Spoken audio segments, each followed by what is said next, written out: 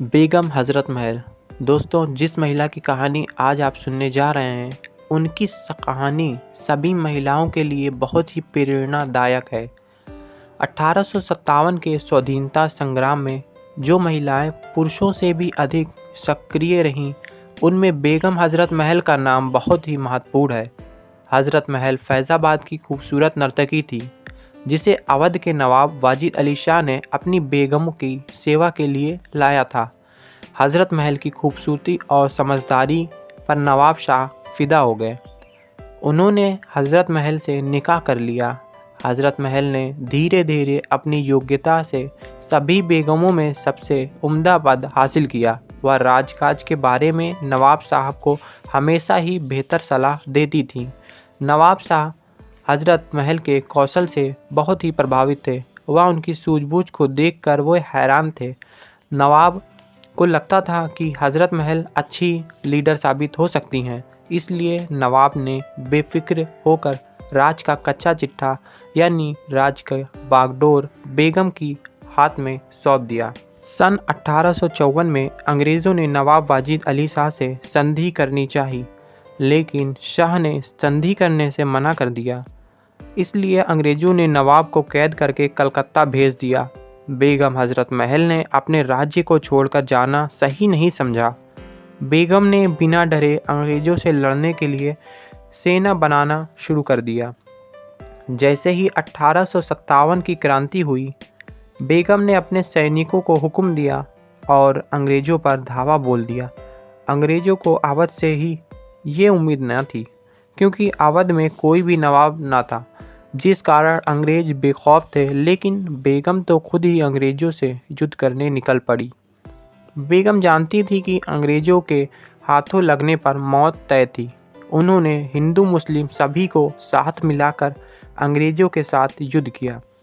बेगम की यह तकनीक बहुत ही कारगर साबित हुई, क्योंकि अंग्रेज़ों का मुख्य फंडा ही यही था कि धर्म के नाम पर लड़वा कर शासन करना।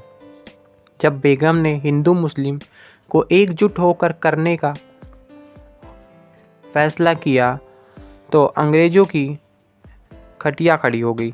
जिस समय बाकी की रानियां नरम नरम बिस्तर पर आराम कर रही थीं, तो बेगम ही थी जिन्होंने हाथों में तलवार लेकर अंग्रेज़ों को खदेड़ा। वह उनके इसी प्रयास ने 1857 में लखनऊ को अंग्रेज़ों के प्रभाव से मुक्त करा लिया था। उनके तलवार के धार के किस्से लंदन तक मशहूर थे। लेकिन जब समय वह अपने ही साथ छोड़ दें, तो बड़े से बड़ा महारथी भी कब तक ही साथ रहेगा। और इसी तरह धीरे धीरे 1857 के बाद कई राजा व नवाबों ने अंग्रेज़ों की अधीनता स्वीकार कर ली। कई तो बेगम के साथ युद्ध के साथी भी रहे थे, जिस कारण बेगम कमज़ोर पड़ने लगी। प्रधानमंत्री बालकृष्ण राव मारे गए तथा सेनापति अहमद शाह बुरी तरह घायल हो गए। इधर दिल्ली और कानपुर पर भी अंग्रेज़ों ने पूरी तरह अपना सत्ता जमा लिया, जिस कारण बेगम के सैनिक हताश हो गए। आखिरकार बेगम को लखनऊ छोड़ने पर मजबूर होना पड़ा। वे नेपाल चली गईं और वहीं उनका निधन हो गया।